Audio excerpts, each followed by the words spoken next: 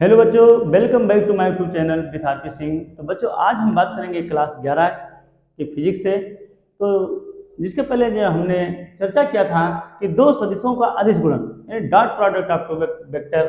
तो आज हम बात करेंगे उन्हीं से रिलेटेड यानी दो सदिशों का सदिश गुणन, या यूं कहो कि दो सदिशों का सदिश गुणन यानी cross product of two vector. तो हम हेडिंग बनाएंगे कि दो सदिशों का सदिश गुणन। तो दो सदिशों का सदिश गुणन यानी हम कह सकते हैं cross product of two vector. ये तो हमेशा ध्यान रखना है कि दो सदिशों का जो सदिश गुणन होता है वो हमेशा एक सदिश राशि होती है। तो अब बात करेंगे, मान लेते हैं कि एक सदिश यानी ये दूसरा सदिश हमारा बी, यानी एक वेक्टर ये दूसरा वेक्टर बी, एक दूसरे या इनके बीच का एंगल थीटा है। तो ऐसे सिचुएशन में जो इनका मैग्नीट्यूड होगा यानी ये, और इस मैग्नीट्यूड की जो डायरेक्शन होगी यानी ये, यानी हम कह सकते हैं नॉर्मल का, या यूं कहूं कि नॉर्मल वेक्टर। अब ध्यान से समझिए, दो सदिशों का सदिश गुणन क्या कहता है कि दो सदिशों का सदिश गुणन सदिश राशि होती है जो उन सदिशों के परिमाण तथा उनके बीच बने कोण की ज्या के गुणनफल के बराबर होता है। और ध्यान दीजिए, तो लिखेंगे कैसे, यानी vector A cross vector B is equal to, यानी कह सकते हैं कि मॉड ऑफ वेक्टर ए, यानी परिमाण की बात होगी, यानी mod of vector B into sine theta, उनके बीच का एंगल थीटा हो। फिर हम लिखेंगे नॉर्मल का। और मॉड ऑफ वेक्टर ए यानी ये, मॉड ऑफ वेक्टर बी यानी बी साइन थीटा, यानी नॉर्मल का। यानी vector A cross vector B की जो वैल्यू होगी वो ए क्रॉस बी, यानी A cross B is equal to A B sine theta. तो ये भी साइन थीटा जो है वो परिमाण को व्यक्त करेगा, और दूसरा जो नॉर्मल कैप है वो दिशा को व्यक्त करेगा। तो अब सोचना है हमको कि दो सदिशों के सदिश गुणन सदिश राशि हैं, तो सदिश राशि के लिए दो बातें होती हैं।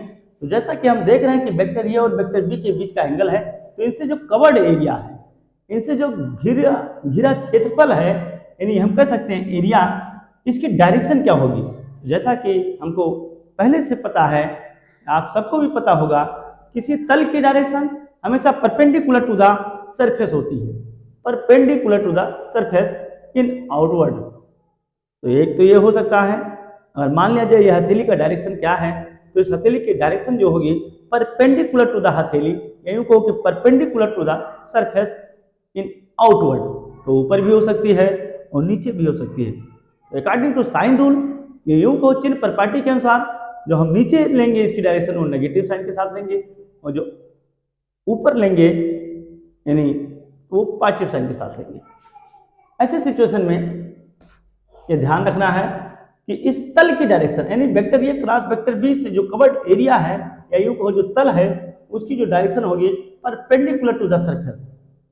तो जैसा कि ये 3D का पिक्चर है, या मान लेते हैं अगर ये बोर्ड है, अगर ये बोर्ड है तो बोर्ड की डायरेक्शन जो होगी वो परपेंडिकुलर टू द बोर्ड, या यूं कहो कि perpendicular to the surface outward, बाहर की ओर होगी और अंदर की ओर होगी।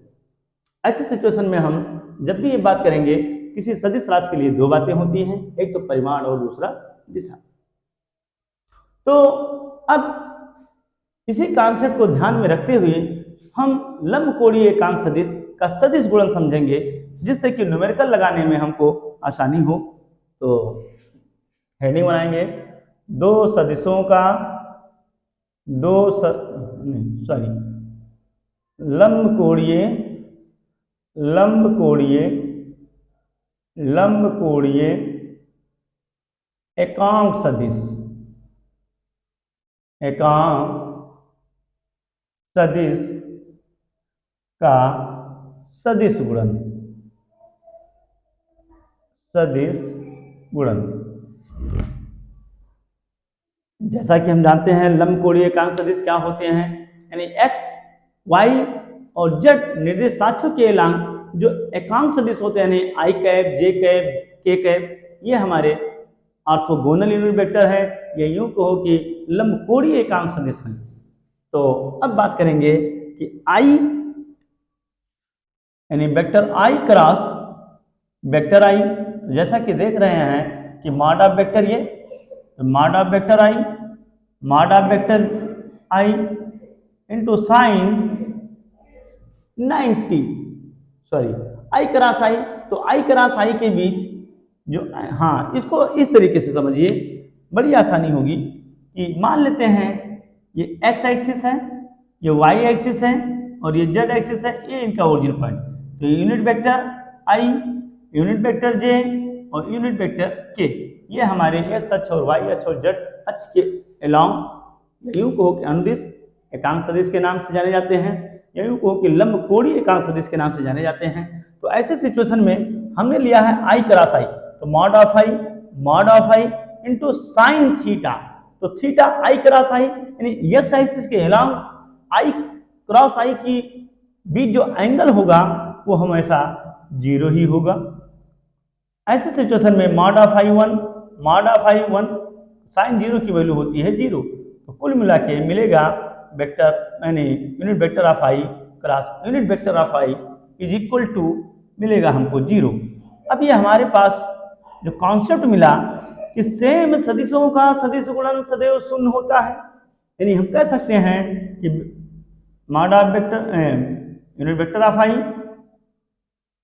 Unit vector of J is equal to unit vector of K is equal to 0 ही होगी। ये कॉन्सेप्ट आता है कि समान सदिशों का सदिश गुणन या यूं को समान लंबकोणीय एकांक सदिश का सदिश गुणन सदैव शून्य होता है। इसी प्रकार अगर हम बात करें, आई क्रॉस जे, हम कह सकते हैं mod of J into sine, अब देखेंगे आई जे के बीच का एंगल कितना है, तो आई जे के बीच का एंगल कितना है यानी 90 है। ऐसे सिचुएशन में साइन 90 लेंगे और ये हम बात करेंगे I mod of I 1 mod of J यानी 1 साइन 90 की वैल्यू 1। अब ये ध्यान रखना है कि आई और जे यानी एक्स एक्सिस वाई एक्सिस या यूं को एक्स एक्सिस वाई एक्सिस के अलोंग जो परपेंडिकुलर एक्सिस होगी वो हमारी जेड होगी, और जेड के अलोंग जो हमारी लंबकोणीय एकांक सदिश है वो के है, तो हम कह सकते हैं यहां यानी के। अब गुणा करेंगे 1 into 1 into 1 is equal to 1, 1 into k equal to k, हम कह सकते हैं i cross J is equal to के।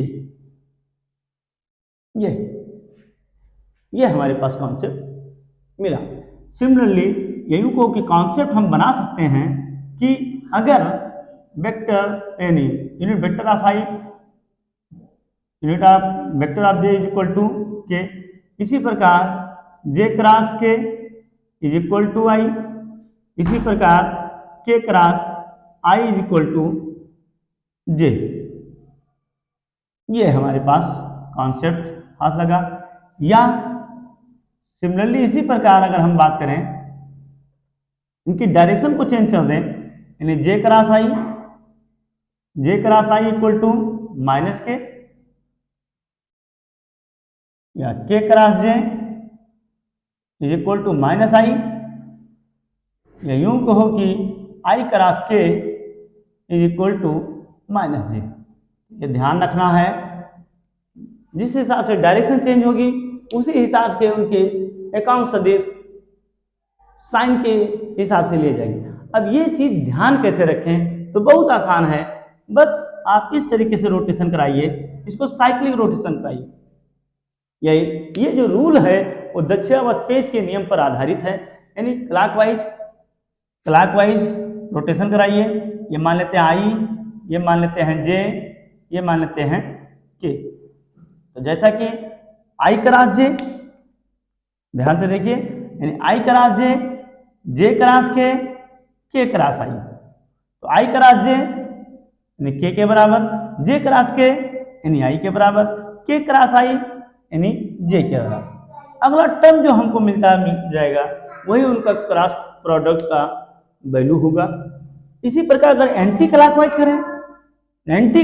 करें तो जब एंटी क्लॉकवाइज करेंगे तो उसी के रिस्पेक्ट में उसकी नेगेटिव साइन के साथ लेंगे। ये हमेशा ध्यान रखना है, नहीं तो न्यूमेरिकल लगाने में बहुत ही परेशानी होगी। तो ये आपको ध्यान रखना है कि क्लॉकवाइज में पॉजिटिव, एंटी क्लॉकवाइज में नेगेटिव। ये इसका शॉर्ट ट्रिक हम कह भी सकते हैं, ये शॉर्ट ट्रिक ये आप ध्यान रखिए। इस हिसाब से हम दो सदिशों का सदिश गुणन निकालते हैं या समझते हैं। इसी प्रकार इससे रिलेटेड हम सवाल भी लगाएंगे। तो आज जैसा कि इसके पहले हमने dot product of two vector, आज हमने बात किया cross product of two vector. दो सदिशों का सदिश गुणन सदिश राशि होती है, और किसी सदिश राशि के लिए दो बातें होती हैं, एक तो परिमाण, दूसरा दिशा। जैसा हमने निकाला ये परिमाण है और दूसरा हमारी दिशा। दिशा हमेशा उस सदिश की क्रॉस प्रोडक्ट के अलोंग जो उसकी एरिया होती है, यानी तल जो होती है, उसकी डायरेक्शन ली जाती है। हमेशा ध्यान देना है कि उसकी एरिया की डायरेक्शन क्या होती है, परपेंडिकुलर टू द सर्कल। तो आज हम दो सदिशों के सदिश गुणन की चर्चा किया। अगला जो वीडियो होगा यानी डॉट प्रोडक्ट या यूं को क्रॉस प्रोडक्ट, दोनों से रिलेटेड हम न्यूमेरिकल की बात करेंगे कि इससे रिलेटेड न्यूमेरिकल लगाते कैसे। तो हम फिर मिलेंगे नेक्स्ट वीडियो में नेक्स्ट लेक्चर के साथ। तब तक के लिए थैंक यू।